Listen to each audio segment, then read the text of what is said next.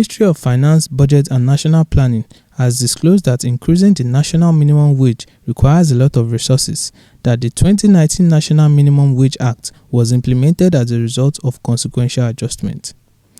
This was disclosed by the Minister of Finance, Zainab Shamsu Mohammed, during the ministerial presentation of the 2023 budget in Abuja. However, she said a committee has been put in place years ago to re-engineer the means of finance incorporated, and that the committee will continue to work to amend the books and show the true value of the country's asset. And we were supposed to move their salaries to 30,000 naira. But what happened was we ended up with what the service calls consequential adjustments. So the permanent secretaries here also had their salaries adjusted. So all through the service, including parastatals, all had consequential adjustments as a result of that minimum wage adjustment. The point is it requires a lot of resources to do that. It requires negotiation and being able to carefully calculate how much it will cost and how it will be funded. Our wage bill has grown from 2015 to date by almost 250%. And it is getting to a point when the president had directed the review of the service itself. So we need to get that review completed and implemented.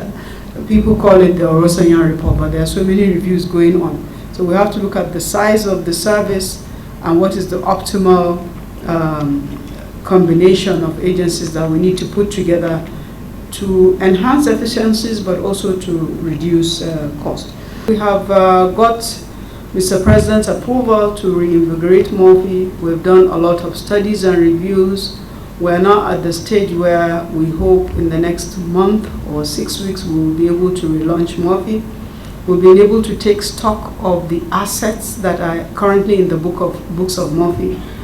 And even without taking the ones that are not currently in the books of Morphe, we already have about 30 trillion in terms of asset size. So you're looking at a debt of 10 million, we have assets of 30 trillion. We're going to open these assets for investment. So we'll be issuing different kind of equity invitations for investment in these assets. Government doesn't have the capacity to recapitalize some of these assets enough. So when I talk about assets, I'm talking about investments like the Bank of Industry, the Bank of the Development Bank of Nigeria, Galaxy Bank, several agencies of government, companies that government has set up that government owns. Some of them, a few of them, are doing well and delivering dividends. But even our assessment is what they are doing can still be better by incremental adjustments. So I'll give an example. For example, we have the railways in the books of Morphe at something like 20 million naira as the asset size, and we are conducting revaluations. By the time we finish the revaluations, the value of the Nigerian Railway Corporation will run into trillions. By the time we finish the revaluation, the value of the airports that we currently own will run into trillions. So there's a process that is well advanced, that is ongoing.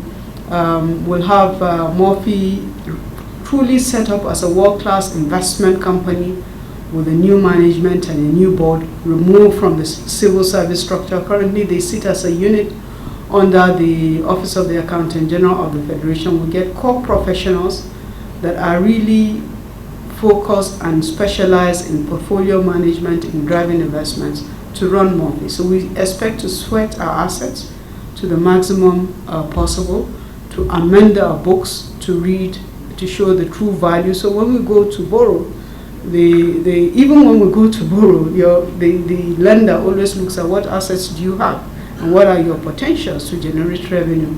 We hope to actually raise equity to open up these investment vehicles for Nigerians as well as non-Nigerians to invest in the assets that the federal government of Nigeria owns.